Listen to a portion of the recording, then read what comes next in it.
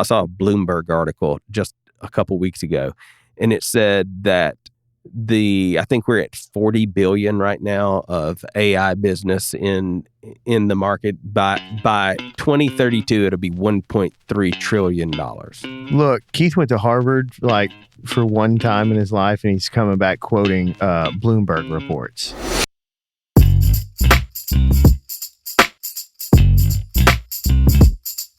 Hey, everybody, and welcome to another episode of the Overlap Podcast. This is me, Sid Sexton, and my good friend Keith Kleins. Good morning, Keith. Good morning, Sid. Tim told us not to say good morning. I know, because it defines when we record the podcast. That's okay. I think that's fine with me. But, yeah, I think it is with me, too. I don't know. Good morning. And Tim, good morning. Good morning. That's right.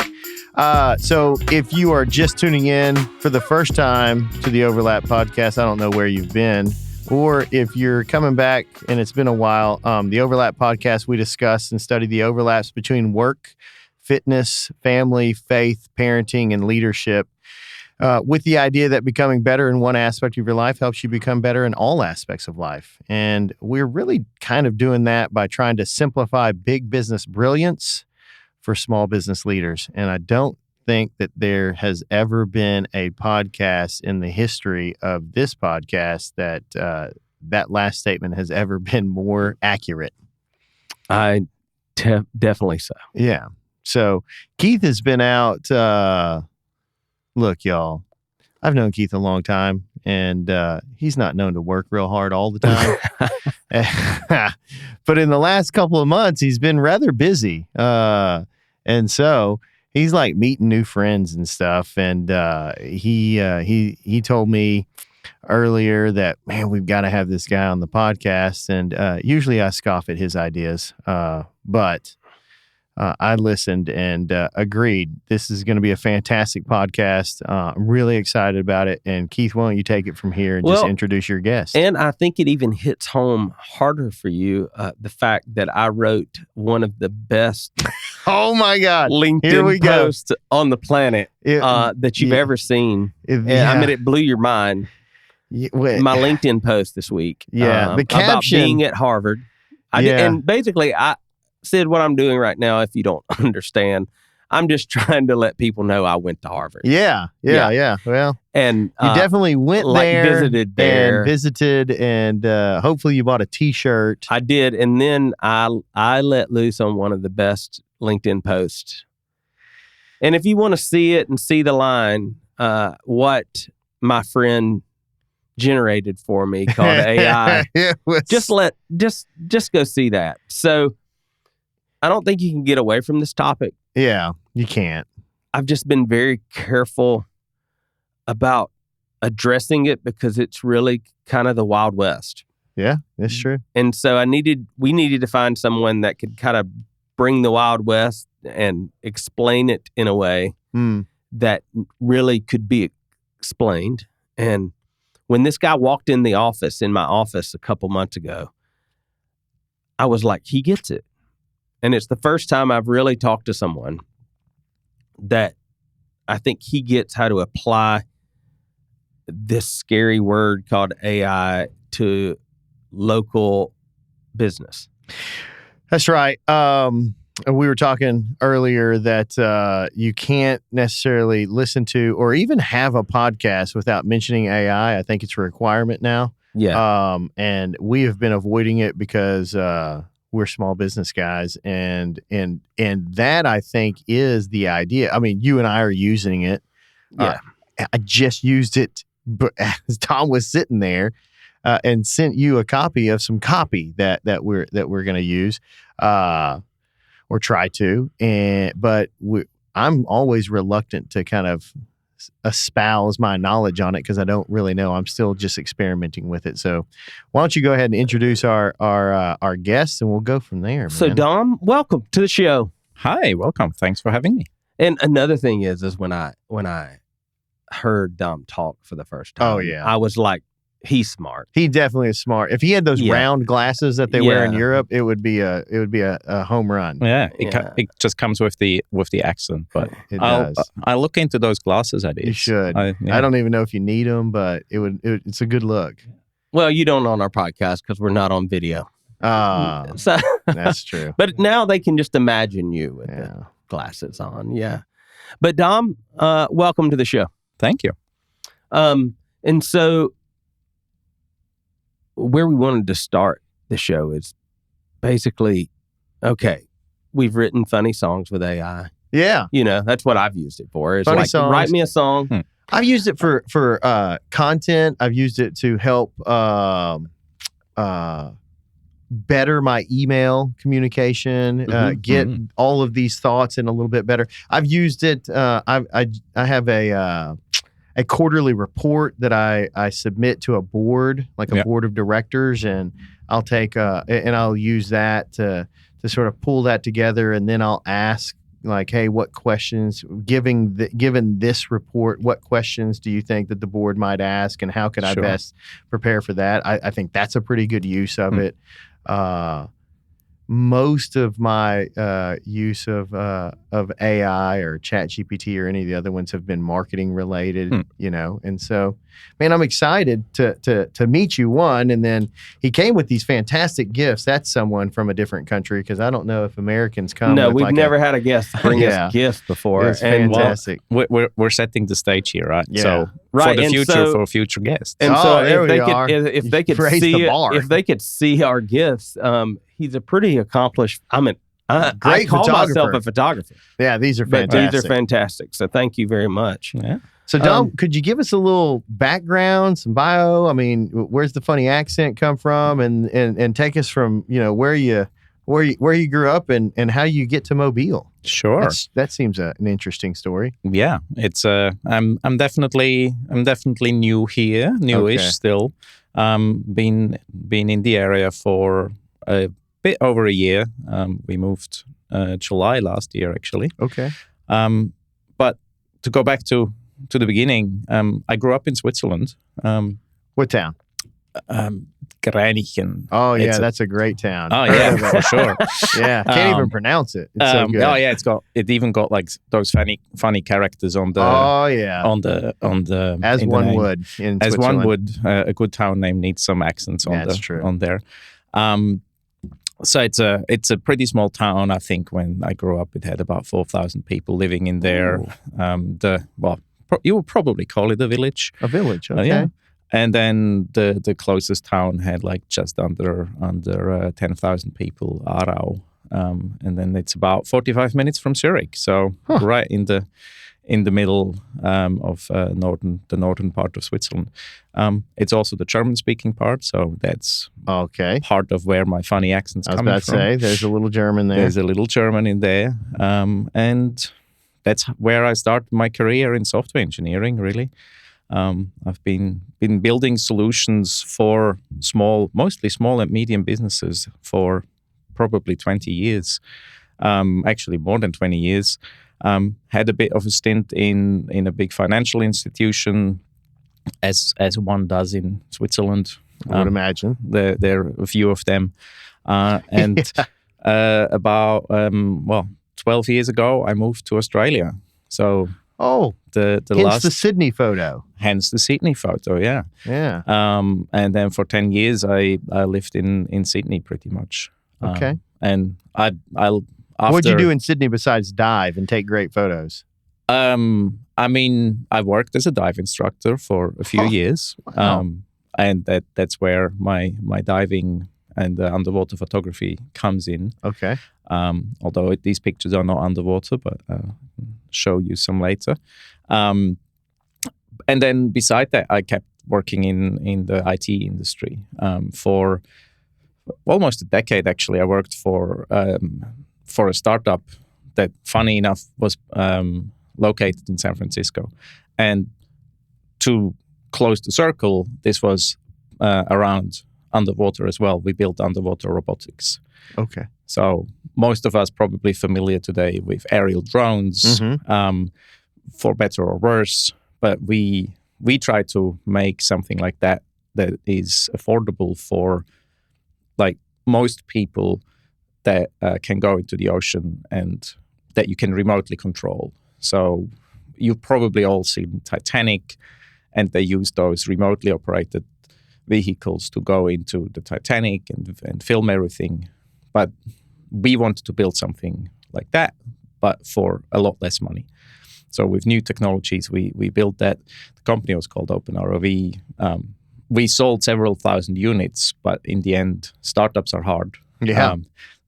Technology, building hardware is hard. Making money with it, and then if you been around water, and I assume you guys are, like electronics and water doesn't mix. Yeah. So it was a hard business and a tough business to sell electronic gadgets that need to go in the water, but then also need to stay working. So in the end, in the long run, we didn't succeed, but that's part of business. Yeah, was that like 90% of startups, especially in that stuff, don't make it? Yeah. So that let me work on cool projects. Let me also work and travel a lot, and I extended my horizon to other things, but still kept me connected to the IT world. So we built various different products around those underwater drones, and that's what I did mostly while in Sydney, and then also in Sydney, like worked for or did contracting for some other local startups in the healthcare industry, in various different sectors as a consulting. I then took on a consulting gig for a consulting network that I work with still today. Worked for other startup in Sydney that was doing a grocery delivery in an urban setting. You use an app, you put whatever you want in your cart, press send, and 15-20 minutes later somebody rings your doorbell and like, here's your groceries. That wouldn't work in a more rural setting, especially not in the time, but for a city that totally worked. That was fun. And then how did I end up in here? My wife, she is the marine mammal veterinarian over at the Sea Lab on Dolphin Island. Now it's coming together. Yeah. So she did her studies and PhD in Sydney, and then she got a job offer for the marine mammal position here at the Sea Lab. Okay. So a little bit different of a culture and yeah, absolutely. We both were immigrants or are immigrants to Australia in the first place. We were both from Europe. And like, okay, let's pack up again and let's go somewhere else. Let's move to life. Let's move to Mobile, and for a few months now we live down on the island, and it's been a great life. But then I wanted to like see what is there technology wise, and I happened to come across the Lower Alabama AI meetup. That is happening here in Fairhope and over in Mobile. And kind of that sparked a bit of an idea for me of like, there is a lot of local business, small businesses that come to this meetup. And most of the people that come there are not technical. There's a couple of people that run IT companies, IT support companies, but most are just business owners, and they want to figure out what is this thing? What is this AI? Is this something that I need to look into? One of the cool things that I saw when I met Dom is that, and I get the fortunate opportunity to talk to a lot of guys that have a lot of great ideas, but when he came into the AI at Hatch for the first time, he just had this idea. And so to get to see you develop the idea and launch your company is pretty phenomenal. But one of the things that hit me strong was that you're choosing to be very localized in developing AI processes for the local market. Absolutely, yeah. And then, I assume just in hopes of being able to scale that in some way. But we've seen all of these AI companies come along, and they come out and they absolutely just try to blow it out of the water and go national off the first jump. And I think why you're seeing a lot of failure is because they're doing that. Yeah. And so seeing you say, okay, I want to take a problem and fix a problem for local business is pretty great. It's kind of like what we do with this podcast. We saw a need in the market to say, okay, what's the local guys need to know? Yeah. Not the guys that have 500 employees and throw around words like 50 million, which I would love to know what 50 million looks like. No. But that's not the average person. And so the people using the technology, that's kind of the same case of how do I help a guy that has 3 employees optimize? That's where you make the biggest difference. And so it's been awesome to see you do that. Yeah, thank you. Yeah, it's a fantastic idea. Yeah. So tell us more. So actually, in September, I incorporated my company's Port City AI. Okay. You can find it at portcityai.com. And my aim is to help small and medium-sized businesses, like a lot of your listeners will be, to implement automations and bring in this new technology, because it's gonna be here to stay. And most people do, and most companies do have processes that they do every day, every week, every month, every quarter. And some of those processes can be quite tedious and time-consuming. You have to collate data. You have to write up reports, create diagrams. And how cool would it be if you could just go and essentially click a button and say, hey, go and prepare my quarterly report. And I want certain things highlighted, like this project. And a system can go, because everything's in a computer already anyway. And the system can go and okay, I go over our invoicing database, and I collect all the invoicing for the quarter, and then I break down where things went, what the big customers were, and it can automatically create the report. Maybe not to the point where you go okay, I'm just sending this to the board, but if it took you 5 hours before to do something, and you get something in 10 minutes that you then just have to review and tweak, that makes you more productive. Yes. And that means you can focus on what you're doing best, providing solutions for your customers. Yeah. So the system can have access to all of your data in multiple sort of you might have information in QuickBooks, you might have it in some other operating software, you might have it on some spreadsheets too, and it can access all of those, pull it all together, so you just have one sort of analysis that you can just take that and then go from there to generate a report. It only has access to what you want it to have access. Okay, so perfect. Obviously, if you don't want to give access to something, you don't have to. Sure. But you can connect everything that you most of the things that software that we use today is web-based, internet-based, or network-based. Even if you're a bigger company and you run servers on your own premise, it is connected. That means you can get connectors, and to everything like QuickBooks, like Excel, there's already connectors ready. And that's where I would come in with my company. It's okay, what is the most time-consuming tasks for you in writing this quarterly report, for example?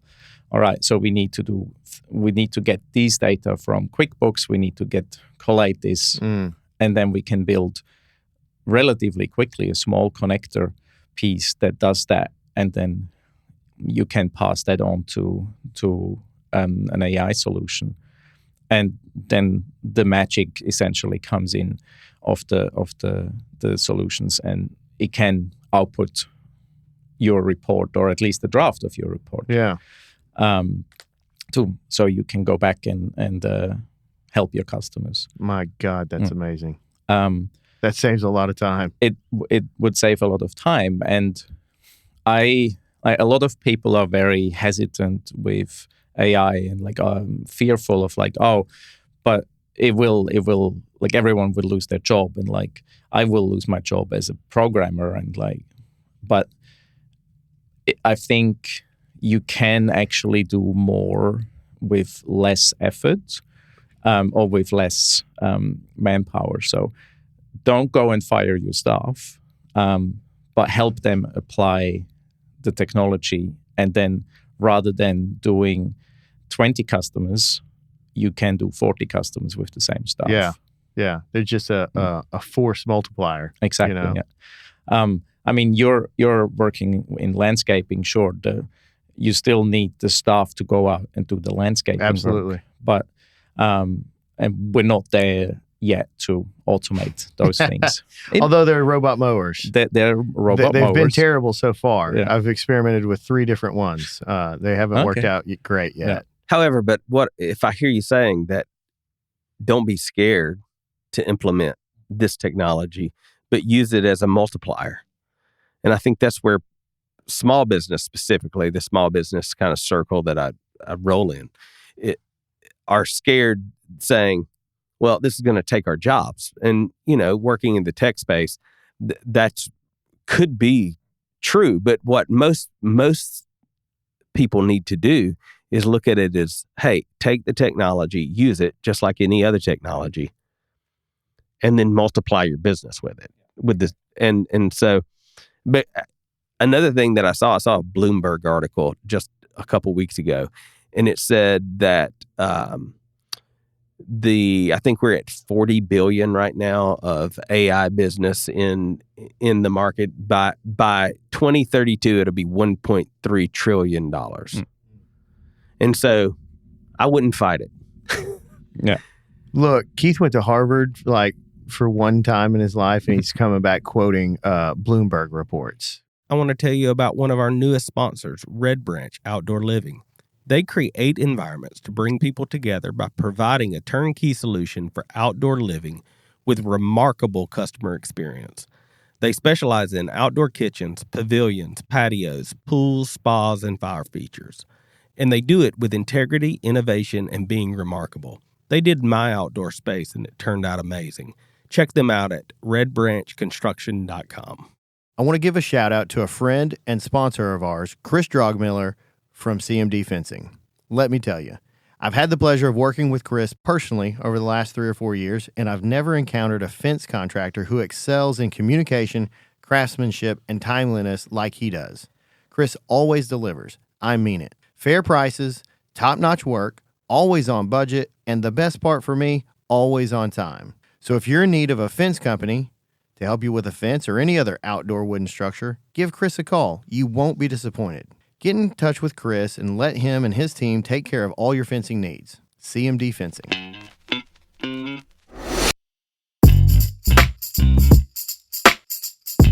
I think Dom said it best, and this is where I think the listener needs to kind of listen up, is that it's here to stay.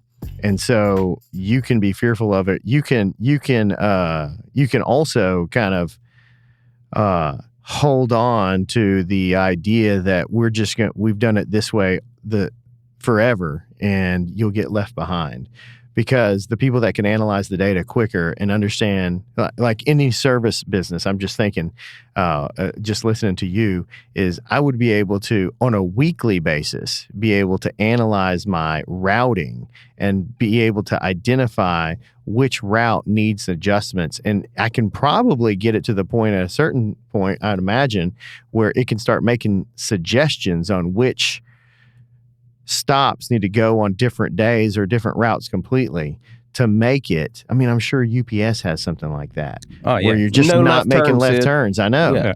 And then it can analyze which type of jobs are the ones that we're losing on so we can sort of figure out, is that us? Is it estimating? Is it just where it's at? We can ask better questions. I don't think it takes away the job. It just makes it easier for us to get to a point where we know what the issue is, and then we can ask questions with the experience we have in whatever industry we're in. Absolutely, yeah.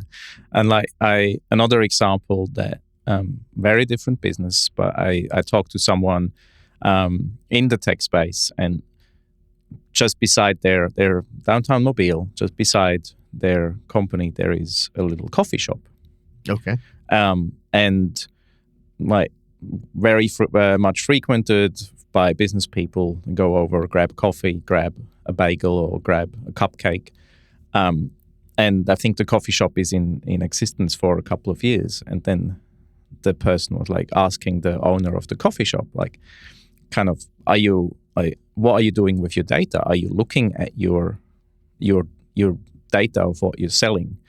You're like, no, I have the Square checkout systems like a lot of businesses have, and I get reports, but I essentially just use that for my accounting P&L, and they're like, well, this would be a treasure trove, even just a report from Square.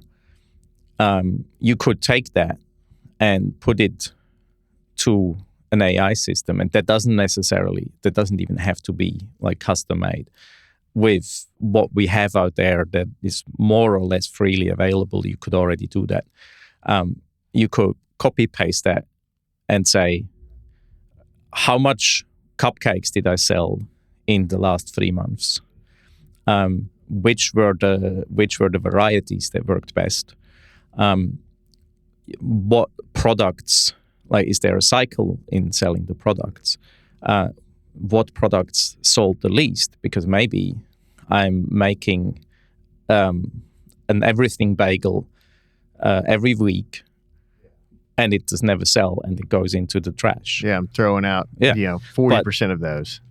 But if you don't like look at the data, you might not even notice. Maybe you notice that you got a feeling, but you don't have concrete evidence to help you exactly make a decision. And like maybe you see that on Fridays you always sell out of a certain type of product because people come in, buy it to take it home over the weekend. Mm-hmm. So it's like, oh, I can actually maybe use this. I can make more of it. I can make a different variety of this. I can advertise it. I can have another idea of how to make a better product, how to help or sell more product in case of a coffee shop, right? And solutions like that, those are very low-hanging fruit today. Yeah. Well, I would say larger companies have been doing that, mining that data and analyzing it for years. Now, with the onset of AI, it's making it quicker and easier for smaller companies to have access to that and utilize Absolutely. it. Yeah, That's the accessibility of big business tactics right now to small business is being really elevated by the use of AI. Yeah. Because one of the things I was blown away is I'm looking at a contract right now with Dom, and the point of entry is not what you would think. And so I was kind of blown because you see the systems that you think you need in your business, and you're like, I can't ever afford that. Yeah. But some of this technology now is so accessible that you can implement really big tactics in your business. Man, you are absolutely right. Dom, one of my questions is how, walk me through your process. How does that work? When you come to our company, not if, how do we get started, and what are we trying to achieve? So we already met.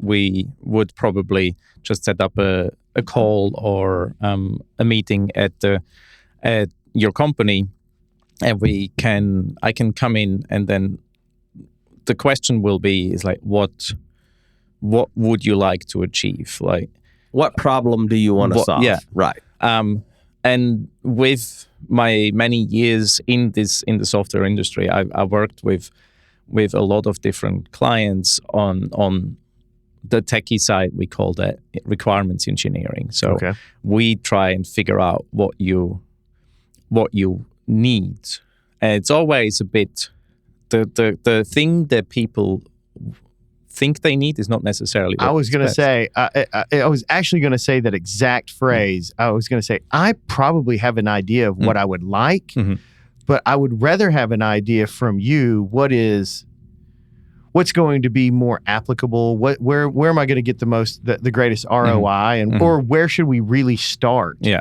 Because I would imagine working with you, and I'm just sort of picturing it, would be more of a snowball effect where we're going to take the biggest rock or the biggest low-hanging fruit right there, and we'll build momentum. And once we get good with that and get into the habit, then we just go into the next phase. Phase 2 might be this thing. And we can continue to get more and more granular over the next 5 years to where everything starts to get automated. And now we've got a whole new process and procedure of how we run things. Yeah. Yeah. So I would probably come in and say, okay, if you have an idea that you want to talk about, great, let's talk about that. If you don't have that, but you want to discover what we can do, I will probably ask you, what's the 3 things you spend most time with every day or every week? Okay. I'll tell you the thing that that concerns me the most is, sure, we're in the landscape business, but the most thing we're doing is selling time, you know? And so the largest department we have with the most people out running around is our maintenance department. That's recurring revenue, The revenue is fixed, but the time to take care of it, depending on the season or depending on whoever's running it, fluctuates. And so if it goes over a certain amount, we're losing money. If we keep it under a certain amount, we're going to make the money we anticipated. If it goes even further than that, then we probably have a service issue where we're not providing the quality. So I'm trying to keep it within a parameter, and that's takes a significant amount of time to kind of keep an eye on that, and lots of data entry. So I don't know if my first need is the data entry, or is it the analysis of it and acquiring that and making decisions on a pretty regular basis. Yeah. When you say data entry, where like you? Well, and I think it's actually so. The guys are clocking in and out of an operating system where most of our contracts are, and then the scheduler goes through, and then the guy has an iPad, and they're clocking into their first stop, they're clocking out of that stop. Well, we're getting that information, but then someone is actually, because that system won't provide the information we're looking for, it just tells us time, but it doesn't compare it to the price per stop. So we're just throwing it into a spreadsheet where someone takes that and goes, yep, Keith spent 2 hours at this stop, 1 hour at that stop, 3 hours at that stop, 4 hours at this stop, and then 1 hour at that stop. And so each stop has a price, each day has a price, and we're either winning or losing based on that. Yeah, something like that, especially if they're doing that already on an iPad. The data is there. So the point here would be, okay, how do we get this out of your operating system? And you're already put it into an Excel, so there must be some way of getting the data. And then we can collate that with other data from your customer database, from your CRM. And once you set up the connection points, that's the beauty of the AI systems today. Even things like ChatGPT, you can if you give it the right pointers, and if you know how to ask for it, it can do collations, and then it can extract data, collect that, and create a new Excel sheet essentially. And ChatGPT can. The 4.0 one. Yeah, well, maybe not. It doesn't necessarily create an Excel sheet directly, but it can create what is called a text file that you can easily import into Excel. If you want more than that, there is solutions out there that you don't even need to code, where you can automate those things, and you can put it on a Google Drive, for example, or on OneDrive on the Microsoft line. And so that would be relatively quick to set something up like that, even if it for a test case. One of the coolest things I've watched Dom do is he came in and he did a presentation, and he set up a customer service responder. How long did it take you? 20 minutes, right? Yeah, I mean, yeah. So he was able to create a responder for a client for that responded to customers' desires in 20 minutes. And so you want to talk about limiting your office staff from answering stupid questions. Yeah. Why don't you have that integrated into your call system so that questions can be easily answered automatically? I mean, so where is that like is that go to the website and it's a question based kind of deal, or is it a call, or what? What is that? I mean, well, if I can jump in here, what I showcased was on the web. By the time this podcast is online, I'll have a little demo on my own website, where you can talk to Acme Insurance Company that provides car insurance, and you can go and ask it, hey, can I get a quote? And it will ask you a few questions, and then you get the quote. I mean, sure, this is an example, and it's not wouldn't be legally binding. In a real case, you will probably want to go and do that need to approve that through a department or whatever. This is a textual chat window, but I could easily connect that to WhatsApp, to Facebook Messenger. I could connect that to phone, so you can actually call it. And I'm not sure how familiar you guys and the listeners are with... Let's assume we are not familiar. With voice, the current voice generation. Oh, I am a little bit familiar with that. Yeah, because we just heard some of that this morning too. Yeah. That's fantastic. Golly. So, like, I can go online to there's various companies out there that have AI solutions, and I can essentially create a voice clone of my own voice with speaking, like, I think 5 minutes, reading out a text. And today's systems, they're already so good that I would say 80-90% of people would not realize that the voice that you would hear is not human. And so, like, obviously you probably want to tell your customer, like, you want to be a good guy and, like, hey, you can call this number, you can talk to our automated assistants, but it's not the clunky calling service that you know from your bank that you probably not very much enjoy. No, it's not a good experience. Yeah, it is more a back and forth, like you're actually talking to a human, and like those systems get very advanced very quickly, and are also affordable. And setting something up for a landscaping company like yours would not take very long and is not outside your financial means. And that would mean you could have 24/7 be on call, have somebody picking up the phone. Somebody can make a booking, and the system can go and say, okay, you want to make a booking on Friday? Sure. What time would be good? Or we have an opening between 10 and 11, and we have an opening between 2 and 4. Which one would you like? Okay, I would like this. All right, let's finalize the booking. You get an email, and then you just have to approve on the email, and maybe have a payment page on there as well. And setting something up like that like, sure, we could do that a few years ago, but maybe only an airline could afford that. Yeah. But today we can build something like that for an affordable price. That's amazing. And like that even a small business can afford. This. How is that possible? How did we go so fast from 2 years ago? Only Delta could use it, and now,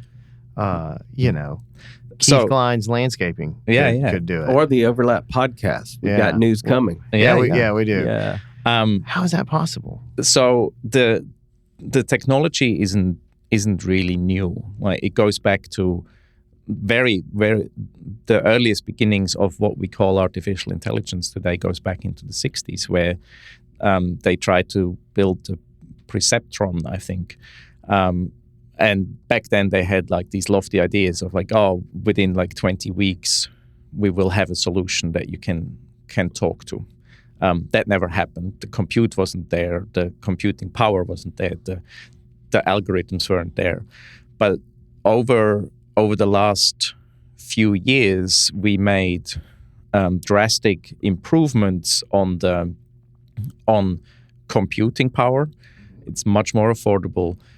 We found out that especially that for all things, graphic cards are really good at doing certain calculations that also help us in other things, not just building graphics.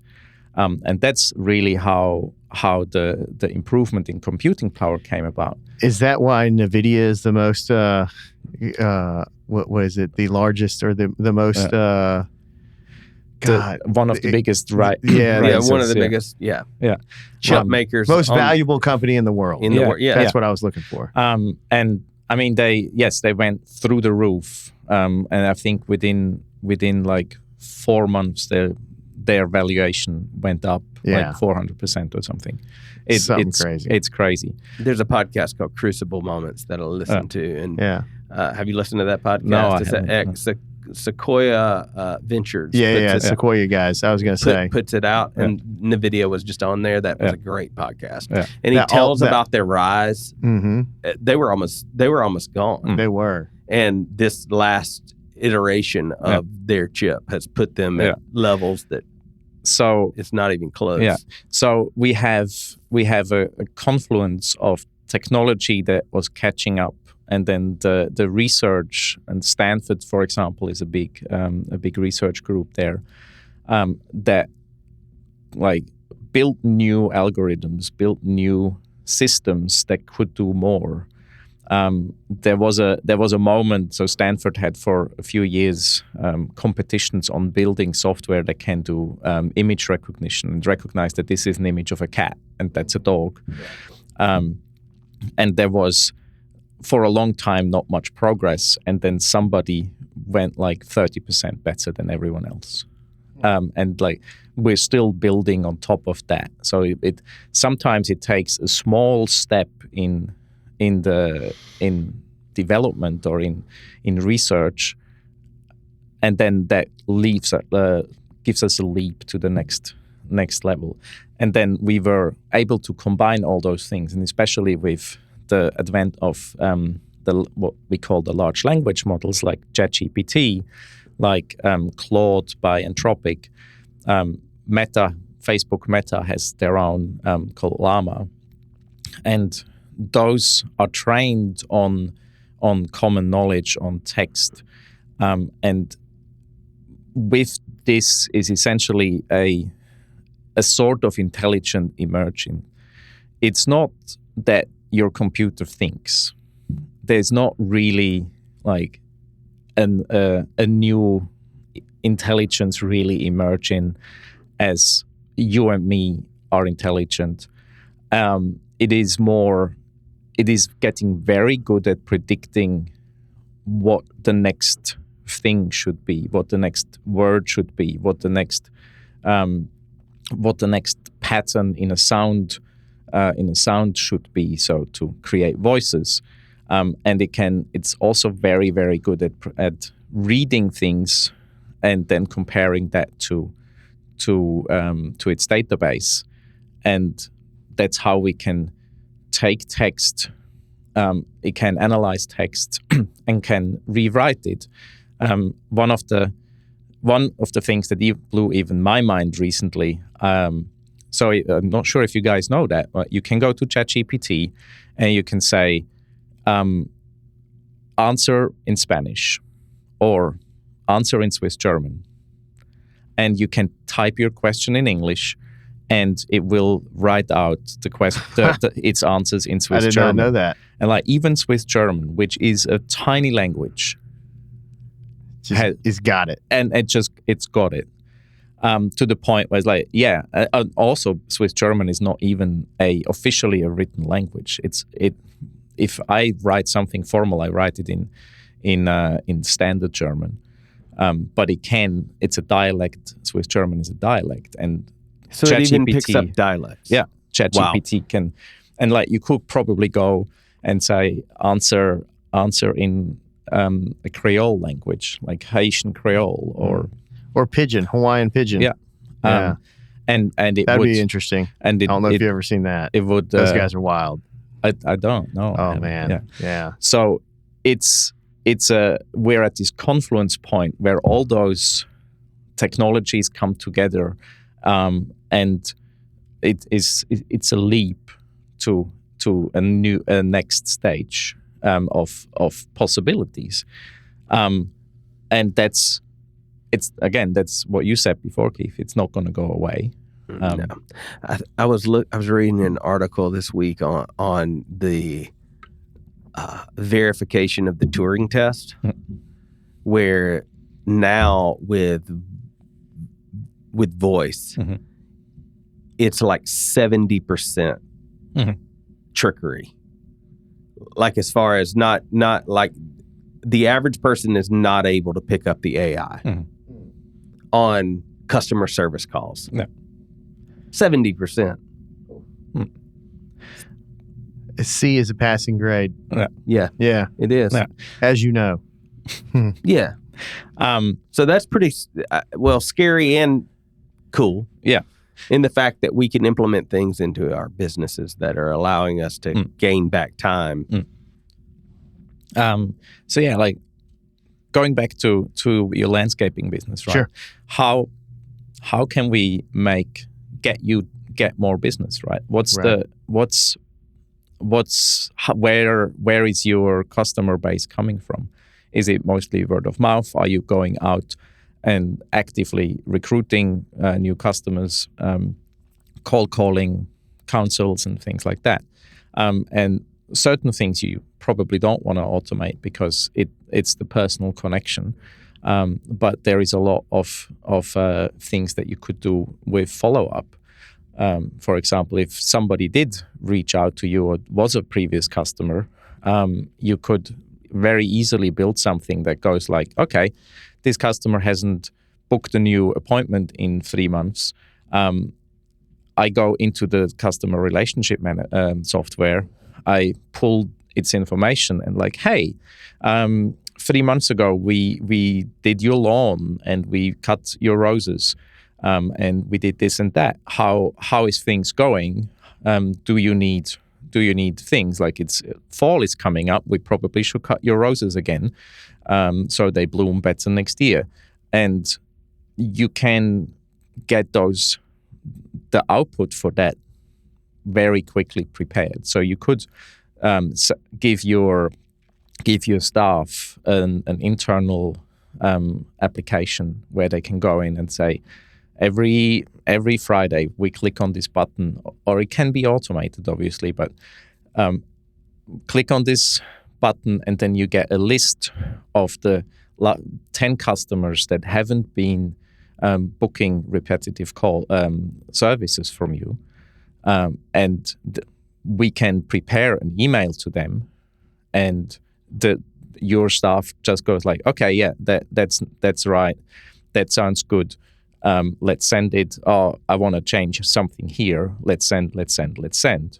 And we can feed that back into the system as well. So next time the generated email is actually going to be better. So it learns your style. Or sales calls or sales outreach, you could do the same. one solution that I saw, for example, especially with marketing or with companies getting requests over a website from corporate or people in corporate, like, well, I get your company email address, your company name. That means I can go on LinkedIn and the internet and figure out who you are. So you get into you get ready for your call, and you don't have to go half an hour or an hour and research a sort person. of do the little pre-call Exactly. Data collection. Yeah. It goes and collects the data and prepares it for you, so you're saving half an hour of that. But you know the details of the person already when they before you go on the call with them. This is so wild. This is exciting too. One of the things that I'm seeing that I think that customer management that we can like revolutionize with this is building demographics of current clients to advertise to future clients. And so you could do profiles and pick profiles of all, you could just feed data in and it would spit out the exact pinpoints on social media advertising that you needed to advertise to. So you could take your whole customer database, it could scan it, it could tell you the demographic, and then you would have your data set built for advertising purposes. I wonder if it could give you like that whole Pareto principle of who your top 20% of your customers are that are generating 80% of your revenue, and then hone in on those as your target, and then create an advertisement or just a whole plan for repeated advertisement marketing to them to get more of those people. Yeah, absolutely. Obviously, this all sounds so wild. Yeah. It's just like I'm just making things up in my head. Not making things up, but like something that seems so far fetched that would take me a year to come up with. You're like, oh yeah, we'll get that done. Yeah. Like, I mean, there's some custom work in those God, things I would imagine. involved, but it is not that we have to go away for a year and program that. Today, like there are so many building blocks out there that are already built on platforms. They cost, like the platforms cost somewhere around $30-$50 a month. Oh my God! And you you might need 2 or 3 of those platforms, but let's say for a business, $150 a month is not that much if you go and double your customer retention. No. Or acquire new customers. Or even if you just hold on to 2 customers, it's probably saving $50 a month. Exactly. Or if you double the effectiveness of your office staff. Yeah. And the capacity to do so. Mm-hmm. Yeah. And so I think when you look at AI, you're looking at capacity. Yeah. You're looking at how to give your current staff more capacity. Yeah. Yeah. And like a big thing that I learned about business, a lot of it is following up with people, especially if they have had services from you before. It's like email them again or call them again. Hey, it's been 2 months. How's everything looking? Is there anything else we can do for you? Exactly. Hope you're doing great. Yeah. Also, here's a link to a Google review, and we would love a 5-star review. Yeah. Give us a 5-star review. We'll give you a 5% off your next service or something. Something like that. God, I just made that up too. I'm just flinging things out there today. Hey guys, I want to tell you about my friend Wes Cody. He's the president of C2 Wealth Strategies, a financial advisory firm dedicated to providing personalized solutions for your financial needs. Wes and his team of professionals are passionate about helping clients create wealth and achieve financial freedom. At C2 Wealth Strategies, they believe in taking a holistic approach to financial planning and are committed to building long-lasting relationships with their clients, ensuring their financial well-being every step of the way. Don't leave your financial future to chance. Contact Wes and C2 Wealth today at c2wealth.com to schedule a consultation. Let Wes and his team help you build your financial future.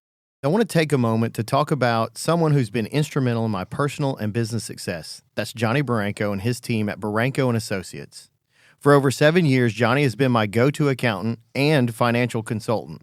I can tell you that he's more than just a tax preparer. Johnny takes a holistic approach to all my financial dealings, aligning them with my long-term plans and personal lifestyle. I've recommended Johnny to several friends throughout different business groups around the country, and the feedback has been nothing short of exceptional. His expertise and service are top-notch.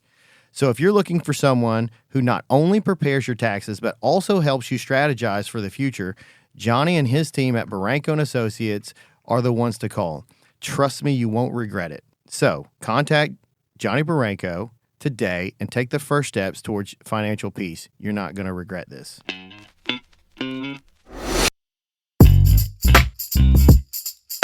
Well, Dom is taking our voice right now and transcribing it into written words. So we can just go back and query that. Yeah, let's talk about that real quick. Yeah, Tell us more about that, Dom. Yeah, so that's another thing that I demoed actually at the last AI meetup. There's various services out there that you can put on your phone or on your computer that, if this would be a business meeting, it would do an automatic transcription. You can tell it. You can tell it. Okay, speaker 1 is Keith, speaker 2 is Sid, speaker 3 is Dom, and based on our voice, it can then assign us, and it does a very good job. It's not perfect yet. It will get words wrong, especially with people with funny accents like mine, but it will get a transcript. And I have done this before, where I talked to a customer on a Zoom call. And I was like, "Hey, I would like to record this with my automated note taker. Are you okay?" They said, "Yes, okay." Hit record, and then at the end of the meeting, I get the transcript, and I put that into. I'm usually using Claude. Anthropic Claude, I put that into Claude and said, "Hey, this is the transcript of my sales call with a customer. Can you break down what was said? Can you identify the topics, the potential work items that we would want to do? Can you make a summary of those?" And it printed out the summary of the whole transcript. And it left out the parts where we talked about what we did on the weekend and the personal chit-chat, but it identified all the points that I discussed with the potential customer. And you can do that with Zoom, with Teams, with Meets. Probably you want to be the good guy and ask the other meeting participants, sure, if they're okay. But you just get an instant meeting transcript. But it also works for in-person meetings if you want that. So you can have an app running on your phone. You leave it in the middle of the table, or if you have a setup with microphones, even better. And it will transcribe that and then automatically create meeting minutes for your files. So if you have a board meeting and somebody has to keep typing things up while they're at the meeting, you can just go and say, "Okay, we just let this run," and then we file that, and then you can leave that on Google Drive and say, at the end of the year, "Hey, can you make a summary of the most important or of the most spoken about topics at the board meetings?" Right? You can extract more data from that. And Google actually has services now with their AI system where you can automatically give it access to the whole Google workspace if you want. And then you can ask it, what is, create me a report about what we sold last month. Hey, I remember sometime at one point we talked at a board meeting, we talked about buying a new lawnmower, a robotic lawnmower. Can you go and find this information for me? What did we say? What companies did we list? And so you don't have to go through 17 board meeting reports to try and find it. And it's more than just word search, right? We could do search for a word, but then if you misspell it, or if that's not the right word that you were using in the board meeting at that point, it might not find it. But it's more about concepts. That's a very finite search with that. Huh. Man, this is so wild. And like, again, those things have been around for a while, but they were unaffordable for small businesses. For real, yeah. But by now, we can I can come in and help you set this up. Allow your meetings to be recorded, set up that they automatically be added to a folder on your Google Drive, and have an interface that you can search across all of the data that is in there that you want to be able to be searched. You mentioned you use Claude and Anthropic or Anthropic? Anthropic owns Anthropic. Claude. Yeah. Why that? Why do you like that one? I like that one over ChatGPT of the style of writing. So it feels much more human, things that come out there. ChatGPT is great as well. Some things it just sounds too robotic. Gotcha. And we talk about text here, and so I usually go with Claude. Sometimes I make something in ChatGPT and then copy it over to Claude to finish that, to polish it, to humanize it. Yeah. What other apps do you like, or not apps, but Yeah. So recently, I've been experimenting with image generation, and I mean, we've all seen those pictures with where the humans have like 5, 6 fingers. Sorry, 5 is about the right. How many? 5. Yeah. Humans with like misshaped hands and things like that, and it's getting really good. And like, obviously, that can have detrimental effects, right? We're going into an election campaign, and some so deep on. fake areas. Yeah. But I trained one of those image generators with my own likeness. I took 20 headshots, and they were literally just screenshots from my Google Photos. That was from a recent trip I did to Washington State. I was unshaven. We camped out, so that was not professional photography. It was just my phone. I took 20 headshots, put it through that, and trained it, and that cost me about $3. And I didn't even have to pay for it because I got like $10 free credits on that website.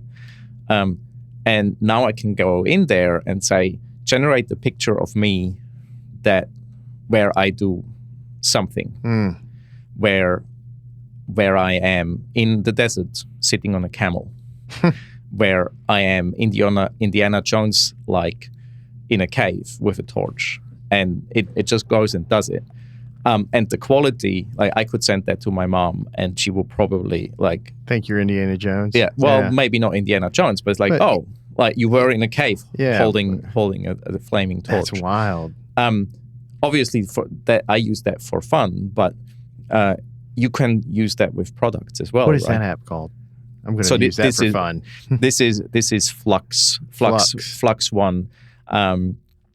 It needs a little bit of a process at the moment to like train those models, but there's plenty of videos.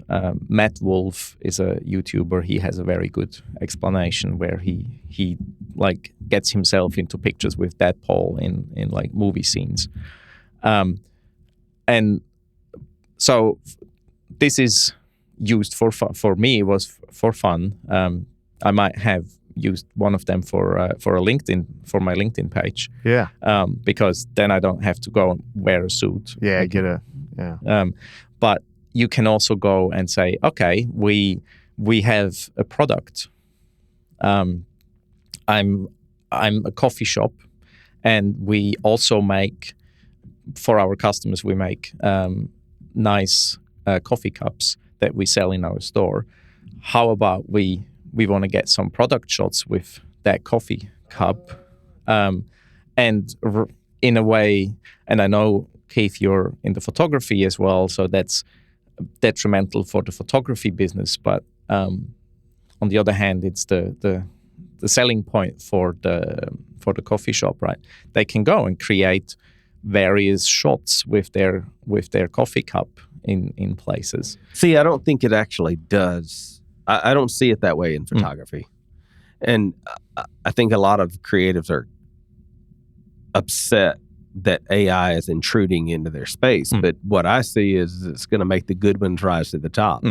And so now it's going to be not can I beat that other photographer, but can I beat the computer? Yeah. Can I beat the program? Yeah. And so, and maybe one day it gets to where you can't. And then you got to entrepreneurship is about, reintroducing yourself to the world if you need to. Yeah. And so maybe it takes a lot of the people that need to reintroduce themselves to something else out. And that's okay too. Yeah. It's, you, in the end, you become better with using tools, right? I mean, why do we use a wrench when we fix our car? Because I can just not tighten that bolt tight enough with just my hands. So we use a tool for that. Why do we use a car? Well, we could walk as well, but it would take me forever to walk from Dolphin Island over here. So it's a tool. And in talking, especially as well with programming friends and with other people, it's not that you will lose your job to AI completely, but you might lose your job if you don't regard AI. You might lose your job to somebody that knows how to use AI. That's it. And applying that to business, it's not that AI will take your business away, because we're still going to need landscaping companies, but you will get more customers, better customer retention, better communications with customers. Yeah. If you use the technology, you'll lose market share if you don't get on the AI train to make your business high tech and high touch. I feel like you're going to drastically increase your communication with your customers in a service business, and whoever figures that out the best is probably winning the most customers. Yeah. Because everyone likes communication. Yeah, and I mean it's on all areas, right? I've seen examples of even outgoing sales calls. This is a bit tricky depending on your jurisdictions. I haven't managed to find what Alabama. We don't have any rules down here in South Alabama. It's do whatever you'd like. But even if it's, especially following up with an existing customer, if you get a call and like, hey, this is the automated assistant of Sid's landscaping company. Here is our new offer. We offer rental of robotic lawnmowers. Yeah. Something like that. And you can build that in. Another example that I've heard of. So last year in December, January, we had the hard freeze around here. Yeah. And like plumbing companies were inundated because everyone had like burst some pipes issue, and stuff. And I've heard from plumbers like, I could just not have enough staff on hand to take the calls, and somehow the staff wants to go home at 5:00 and like have a nice evening. Yeah. But I still had like open slots to go out the next day. So if you have an automated receptionist that is happy to work 24 hours, then your customer can call, do a booking for the next day or do a booking. You get in the morning, you come into the office, you get a report of like, these are the jobs, these are the areas, this is the best route to go around to all those places. And like that is absolutely feasible even for a small business today. That's amazing. So Keith, I mean, really, and look, I came into this podcast as more of an exercise for myself, but really just wanted our listeners to kind of know what's out there. What I am gleaming from this is that, number one, and I think we've said it over and over, if you don't get on the AI train, you're going to get left behind. Two, I don't have to be an expert in that. It's pretty awesome that there are consultants that are localized that we can meet at my office or yours or wherever and start a conversation around how can AI be implemented. Because I'm kind of a dreamer. I can come up with ideas, but the next steps are really kind of difficult in executing those. So there's some of that. So it is pretty nice that there are people like you that can bridge those gaps for us. Keith, what questions do you have? Man, I think we covered the gamut. We need to have Dom back, of course. Yeah, and no lie. we can keep, because we could go on all day and we could, bore people to death about the application of AI. But man, it's almost infinite. Yeah. It's crazy. Yeah. And so, we always say numbers is the language of business. For and sure. What it sounds like we can really do in our business is understand our numbers better. And so that's where I think that we start to implement. And we have some exciting news coming. Probably should be out by this time this podcast comes out. Dom has digitized us in every way. And you in every way, even our image, not our image, our likeness. No, I haven't gone in and asked for my image yet. Oh, okay. Yeah. We could look at that so you can actually have a video podcast next time without even having to be on the video. That would be amazing, and I could be jacked. Yeah, absolutely. Yeah. I don't know that AI can help with that. Yeah. Well, I think you could. Well, no one would believe it. Have you seen what they've been doing with Donald Trump? It's pretty amazing. So he's digitized us. Yep. And we will be able to, you will be able to come to our website and chat with us at any time and ask us what we think on any topic. Yeah. And if we have covered it in our podcast, it will tell you. That's fantastic. Exactly. So thanks, Dom, for helping us. Of course. Thanks for giving me also the opportunity to work on that. It was a good learning exercise as well for me. Should we reveal the name? I think we could. Cool. Go ahead. Yeah. And so, let me ask you this: will it be so? This podcast will come out in about 4 weeks. So, will it be done by then? Oh, if it's 4 weeks, I thought it's going to be like a couple of weeks. No, 4 weeks it's going to be done. Yes. Very cool. So yeah. So what is our AI assistant's name?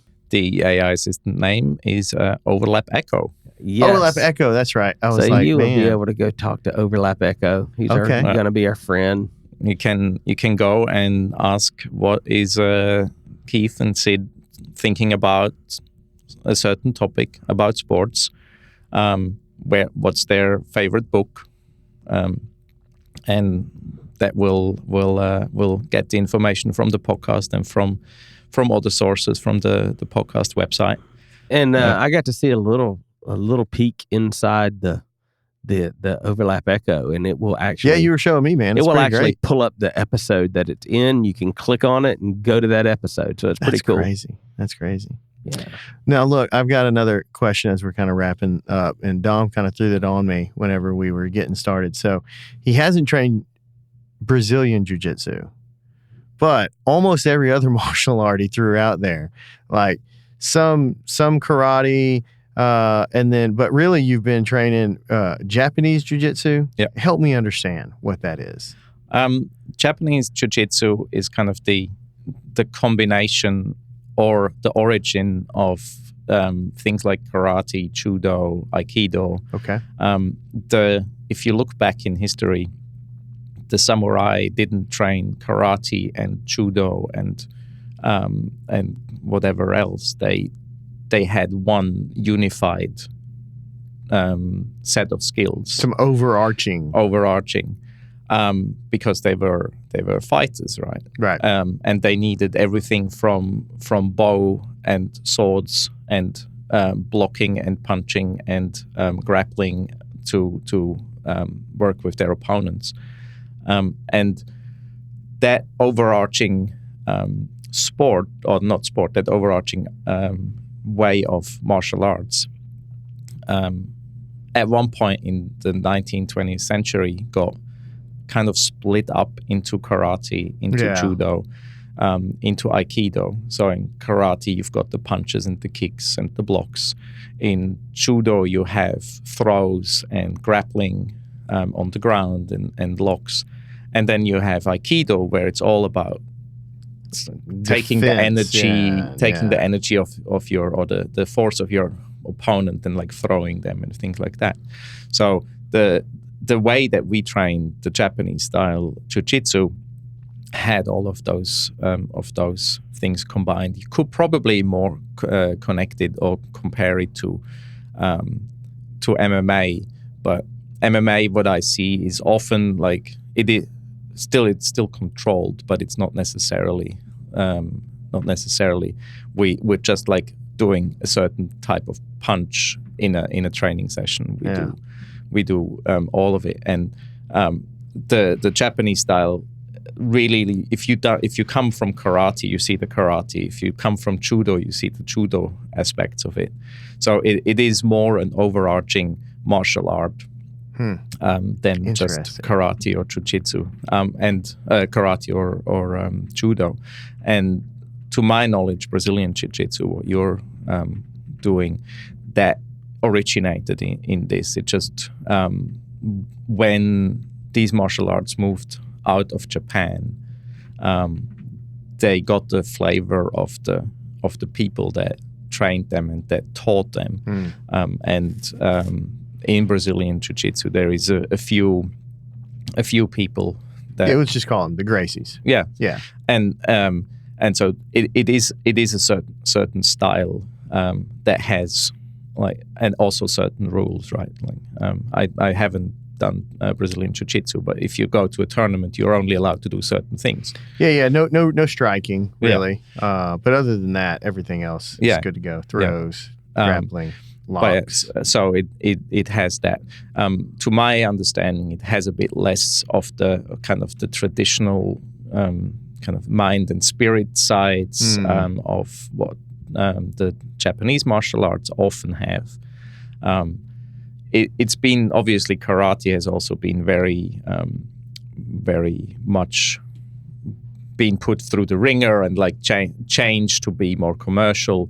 But like if you go back and watch the first Karate Kid, it's kind of the two factions, right? The sports guys, and then you have Mr. Miyagi that lets him put polish, like apply wax and polish. Wax on, wax off. Yeah, exactly. Paint the fence. So it's kind of that spirit that is coming, that has a bit more impact on the style we trained. Yeah, I think if you're at the right Brazilian Jiu-Jitsu gym, I think that's there too, where really, and probably, man, this is probably just me speaking for myself, is that number one, you're constantly sort of challenged with it's that Brazilian Jiu-Jitsu, and I don't know anything about the Japanese Jiu-Jitsu, but it's always evolving because it's become a bit of much more of a sport. And so there's a little bit of competition aspect of it, but what it is mostly is just using your brain and figuring out a puzzle, and the other person is interacting with that puzzle or setting traps in that regard. But then also just being able to learn it kind of gets you comfortable being uncomfortable, with someone's shoulder in your face driving in the other direction, and then still remaining calm enough to figure out, okay, I know where I'm at. I know basically my options here. How do I want to get out? And start to systematically work your way out of that bad situation that you've gotten yourself into. And for me, it's actually turned into these little microcosms of life where life's not going to be comfortable all the time. So when it does start to all fall apart, you can go, oh, okay, I'm here. This is how I get out of it and not freak out. And also, it's just fun, man. I mean, like the camaraderie with the guys that are crazy enough to get in there and try to choke you, it becomes like a pretty cool tribe in an increasingly separated world, probably through technology, my friends online are not actually the same thing as like you and I being together, and really working out and touching and sort of trying to like figure life out on the mats. Yeah. It's not the same thing. And those folks that you end up training with and going through difficult times with become your tribe, you know? So I don't know. No matter what you're doing, as long as you're doing something that's pushing you, I think is pretty awesome. Absolutely, yeah. And I can relate to that. Like it's been a while since I've done jiu-jitsu, but what you're saying resonates with me. It's like I've been like on the ground grappling with someone kind of my size or bigger, but like much stronger, and like trying to use like techniques to still overcome the person. Like sometimes you're in a chokehold. It's like I can kind of still breathe, and I need to figure out how I get out of this right now. And the analogy to other life situation is definitely there. It's you learn to sometimes you have to stop and breathe and give your brain a moment to come up with a solution for something. Yeah. Well, this has been fantastic. Can you tell the audience how they can get in touch with you? I'm sure, Lord knows, for me, we're setting something up immediately. But others that are listening, if they want to get in touch with you and set something up, how do they get in touch? Sure. Best is to go to my website at portcityai.com or look me up on LinkedIn. By that time, I probably also have a Facebook presence where you find some examples of what I've been doing. By that time, we're going to have a link to Overlap Echo on there as well, and where you can go and chat. Right now, I have a little a survey questionnaire set up for businesses or customers that want to see if this is something for them, and the survey is a chatbot, so you can not audio, but at this point, but via text interface, it guides you through the survey, asks the questions, as a little example of what is possible. That's fantastic. But yeah, reach out if you have an idea, or if you're not sure if that could be done with AI. Feel free to reach out. If you're serious about implementing something, I'm happy to do a free call, an orientation call, half an hour. You can go onto the website and book a time with me, and then we'll take it from there. Amazing. All right. Thanks you so Dom. much. Keith, anything? Thanks for having me. I think we covered a gamut of stuff. We did. There was a lot out there. And so you'll be able to, after you hear this episode, go to our website and ask questions. Yep. And when you hear this episode, I'm sure we'll have links to get in touch with Dom. Oh, yeah. Too, we're going to link Dom up in every way on the site. All right. Sounds good. I really appreciate you being here, man. Thank you so much. I learned a lot. Thank you for having me. Peace. All right.